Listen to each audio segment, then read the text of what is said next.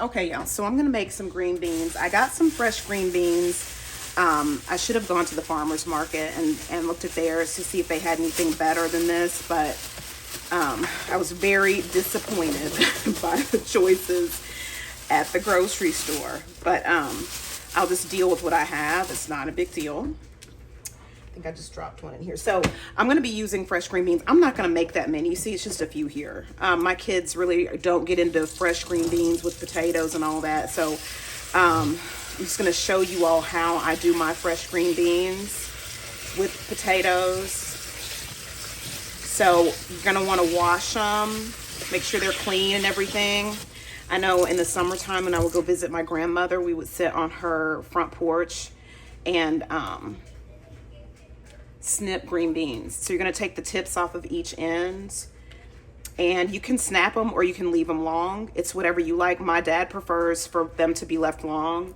I'm just giving you his preference. He's not getting ready to eat any of these either, but so you can decide how you want to do them. I think I'm going to leave them long. So you're just going to want to go through here, like I said, snip and snap in the middle. If you were to do that, then that's what you get. Okay, so I'll bring you all back once and then you want to just check all of them too. Like this one's kind of withered a little bit. You may or may not want to use that.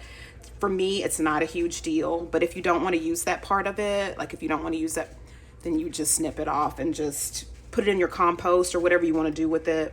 But you're just going to go through, like I said, and check as well, not only snipping but also checking them. Yeah, we'd sit on my grandmother's porch and shell peas, and when I was growing up and all of that, we were like her little workers sometimes.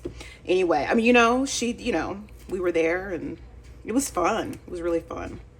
Okay. All right. So I'll bring you all back once I have all these green beans snipped and washed. All right. So over medium heat, we're going to add 2 tablespoons of butter and get that melted. And I'm also going to add just a little bit of bacon grease to the saucepan as well. This is probably going to be about like half a teaspoon of bacon grease, maybe about a teaspoon. We're going to allow that to melt, and the amount of butter and the amount of bacon grease that I'm using is based on the amount of the green beans and potatoes that I'm going to be using. Okay, so if you're going to be using more green beans than what I'm using, then you would increase your bacon grease and your butter. You don't have to use bacon grease. You don't have to use butter. You can use extra virgin olive oil. You can use ghee.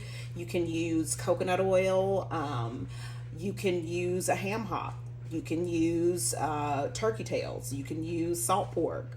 You can use whatever you would like to season your green beans. I am a person, or you can use bacon bits even, or fry your bacon and use the bits of those bacon. I am a person who really does not like the taste of like ham hocks, ham, actual bacon bits, salt pork, turkey tails in my green beans. I just don't. I don't like the way that it tastes. A little bit of bacon grease, I think I'm going to be fine, but I just preferred not to have like a meaty taste in my green beans with potatoes. That's just me. But like I said, whatever you normally enjoy seasoning your green beans and potatoes with, be my guest and try it. This is the way that I make my southern green beans with potatoes. Okay. So anyway, we're going to go ahead and melt this, get this melted. And to this, we're going to be adding, this is about 1/4 of a cup of purple onion. I usually use yellow onion, but I didn't have any fresh. I had a purple onion, so I'm just going to use this because this is what I have fresh, and get that added to our butter and our bacon grease. All right, so I'm going to add just a little bit of kosher salt to the onions to allow them to sweat. That's maybe about a pinch, a little less than probably a pinch of kosher salt, just because it's not a whole lot of onions. All right, so it's been going for about 5 minutes. I'm going to go ahead and add the green beans. Okay. All right, and so I've got those added. I still have my heat on medium heat. And now I'm going to add about 1.5 teaspoons of chicken base and about 1.5 cups of water. And I've already mixed that together, so I'm just going to go ahead and add that. Okay, and if you see that like golden right there, that's the chicken base. And it will eventually Let me get it. As the green beans start cooking, the chicken base will dissolve on in there. And okay, and so you're gonna bring this to a boil. I'm gonna turn mine up to medium high and bring it to a simmering boil, and then we're gonna place the lid on this and allow this to cook. All right, y'all, so it's at a boil, and so like a little simmering boil, it's at a simmering boil. So I'm gonna go ahead and place the lid on the green beans, and I think I had it on high, so I'm gonna go ahead and turn it down to like a medium low and see how it does. I may put it all the way on low, but we'll just see. All right, so the green beans, it's been about 20 minutes, and I'm using Yukon Gold potatoes, and like I said, this won't take very long at all. So I'm gonna go ahead and add these. And this is like a one larger potato and then one small potato that's been cut up. And I may not use all of this. Just gonna kind of look and see. Okay, I'm gonna turn this up somewhat because I'm adding the potatoes to this, and it's gonna bring the temperature down in the pot a little bit. I think I'm gonna go ahead and add all of these. And I'm gonna add some black pepper, and I'm gonna add just a little bit of pink Himalayan sea salt. I'm gonna place the lid back on here. I'm gonna turn this up to medium-high heat just to get it back going to at a boiling, like a simmer, and then turn it back down. And see, it's already starting. You can kind of see that.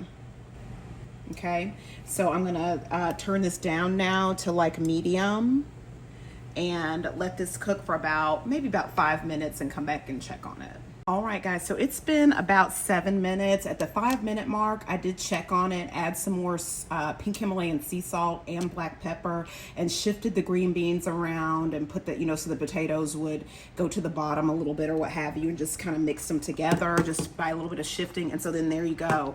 That's the end result. I've turned my saucepan off, and let me plate this really quick so y'all can see. But you can tell that the potatoes are done. They're broken apart a little bit, so that lets you know that they're done. Okay. See that? And it smells spectacular. You can see that onion in there. Let me use a fork. You can see the onion in there, the potatoes. It smells so good. And I'm gonna fork this potato just so you can see how that just broke apart, just so tender. And the broth on that, look at that. Oh my gosh. Let me taste it.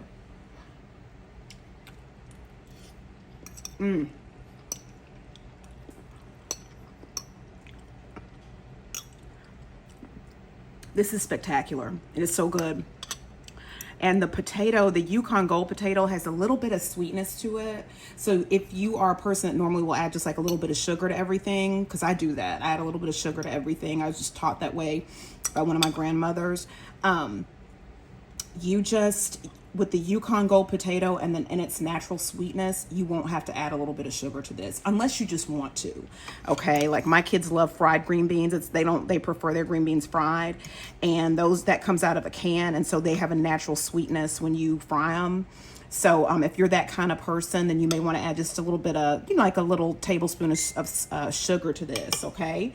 But other than that, these are spectacular. And if you want them to be have a little bit more heat to them, you can add some crushed red pepper if you like to, okay? But the black pepper gives me just enough heat, and I am so excited. I'm gonna put this with some cornbread. I made a roast yesterday. I'm gonna add some roast to this, and I'm gonna fry some corn, and I'll do a video about that too. But anyway, all right, guys. Well, you all have a great day. Sending you love to all of you all, and don't forget to like, share, comment, and subscribe. I'll see y'all back here at 234 En La Casa. See you next time. Bye-bye.